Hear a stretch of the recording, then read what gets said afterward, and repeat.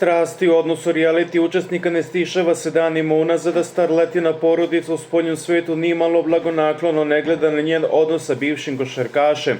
Odluka je definitivna. Aneli Ahmić i Marko Janjušević-Janjuš danas su se javno dogovorili da će starleta ipak zadržati njihovo dete.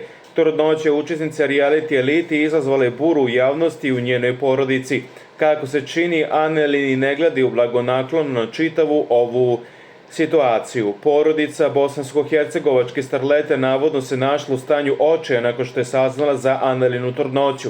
Domaći mediji prenose da je njena majka Jasmina izrazila veliku ljutnju i razočarenje zbog ovog događaja, smatrajući ga velikom sramotom za porodicu. U vesti koja je dospela u javnost, Jasmina je jasno stavila do znanja da je zbog Aneline trudnoće spremna da se odrekne ćerke, navodeći da Aneli neće imati gde da se vrati nakon napuštanja realitija elita. Znam da ste ljuti i razočarani, napisao je jedan od korisnika društvene mreže Instagram. I dalje sam, odgovorila je ona, da pokuša život sa njim. Treće nema, glasila je poruka, našti Ahmićka odgovorila, ma kakvi, niti bi on hteo, ne dao Bog.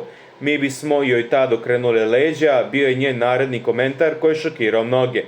Kada nema gde, napisali su joj. Da, kratko je poručila Jasmina. Ipak izgleda da su se strasti povodom prinove smirile. Međutim, netrpeljivost Jasmine prema ocu njenog unučeta nije se smanjila. Nakon što su pre samo sat vremena Marko Janjušević i Aneli Ahmić javno postigli dogovor da starleta ne ode na prekid trudnoće, Jasmina Ahmić oglasila se putem svog Instagram naloga. One s fotografije Janjušević objavili upozorenje. Smrad, nemoj da mi ko napiše pobriši ovo jer će dobiti u usta šta ga sleduje. Nema gori, samo jedan od njega ima.